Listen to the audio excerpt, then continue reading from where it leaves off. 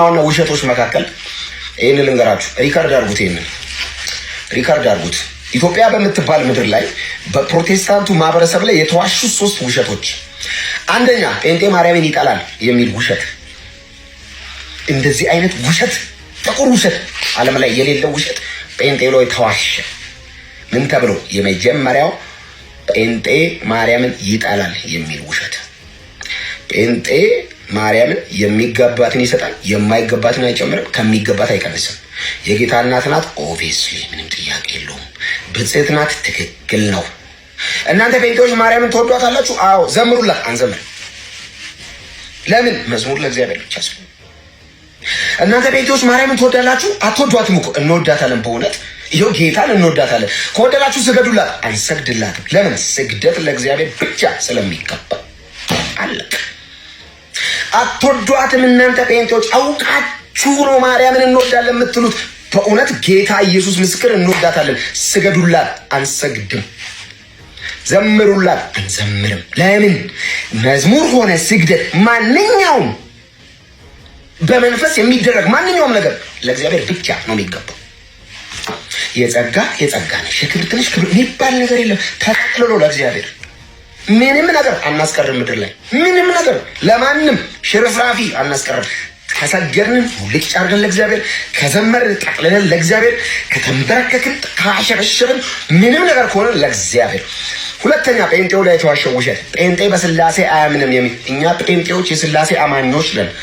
አብ አባት በልጁ በኢየሱስ ክርስቶስ በኩል ኃጢአትን ቀጣ፣ ልጁን ላከ፣ እንዴት እንደሚወደን አሳየ።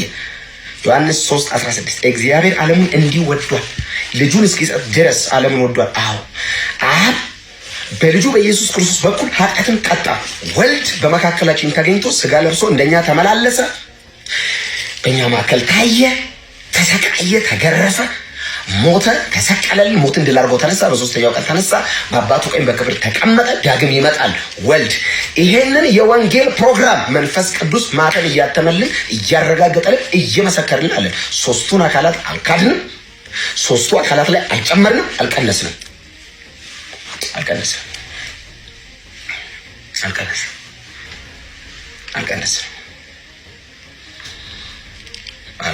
ከአብ እኩል ለወልድ እንሰግድለታለን፣ ከወልድ እኩል ለመንፈስ ቅዱስ እንገዛለን። አብ አባት ስለሆነ ከወልድ አይበልጥም፣ ወልድም ልጅ ስለሆነ ከአብ አያንስም። መንፈስ ቅዱስ ትክክል ነው ከሁለቱ ጋር። እንዲህ ነው የምናምነው እኛ ጴንጤዎች፣ እንዲህ ነው የምናምነው። እደግመዋለሁ። አብ አባት ስለሆነ ከወልድ አይበልጥም፣ ወልድም ልጅ ስለሆነ ከአብ አያንስም። መንፈስ ቅዱስ ትክክል ነው ከአብና ከወልድ ጋር ትክክል ነው። ይህን ነው የምናምነው እኛ። ማበላለጥ የለም። ለአብ ስንሰግድ ለወልድም ነው፣ ለወልድ ስንሰግድ ለመንፈስ ቅዱስም ጭምር ነው። ይህንን የወንጌል ብርሃን ግን እያብራራልን ያለው መንፈስ ቅዱስ ነው። ጴንጤ ላይ የተሰራው ሁለተኛ ፖለቲካ ነው። ሶስተኛ ጴንጤ ላይ የተሰራው ፖለቲካ ዝም ብለው ኢየሱስ ነው የሚሉት፣ ሌላ ነገር አይጠሩም። ማንን እንድንጠራልን ነው የፈለገው? ከኢየሱስ ጋር የነበሩትን ሐዋርያቱ አይጠሩም። ሐዋርያቱ ስለ ኢየሱስ አውርተው ጴጥሮስ አይሉም፣ ጳውሎስ አይሉም፣ እገሊት አይሉም፣ እገሌ አይሉም። አያከብሩም።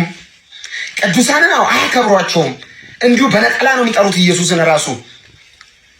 በጣም ዳንጀረስ ፖለቲክስ ኦፍ ሪሊጂየስ ጴንጤ ላይ የተሰራው ኢየሱስን እንዲሁ በነጠላ ይጠሩታል የሚል ነው። ኢየሱስ ባይዞ ሙሉ ስም ነው፣ ታኮ አይፈልግም። አንዴ በደንብ አዳምጡኝ። ኢየሱስ ሙሉ ስም ነው፣ ታኮ አይፈልግም። አሁን ኢየሱስ ጌታ ነው ባትል ኢየሱስ የሚለው ስም ውስጥ ጌትነት አለ። ኢየሱስ ንጉሥ ነው ባትል ኢየሱስ የሚል ስም ውስጥ ንግስና አለ። አሁን እንደ አቶ ብለህ ከፊት ማድረግ ጨምረ ካልሆነ ሙሉ እንደማይሆነው አይደለም። ኢየሱስ የሚለው ስም ውስጥ መድኃኒትነት አለ፣ ጌትነት አለ፣ አለቅነት አለ፣ ገዥነት አለ። ኢሳይያስ ምንድነው ያለው በትንቢቱ ላይ? ሕፃን ልጅ ተወልዶልናል፣ ወንድ ልጅም ተሰጥቶናል፣ ስሙም ድንቅ መካር ኃያል። ሕፃኑ ልጅ ላይ የተወለደው ኢየሱስ ላይ ምን የሚል ስም አለ? ድንቅ እና መካር ኃያል፣ የሰላም አለቃ፣ የዘላለም አባት ተብሎ ይጠራል። ኢየሱስ ደግፈን የምናቆመው ስም አይደለም፣ ሙሉ ስም ነው።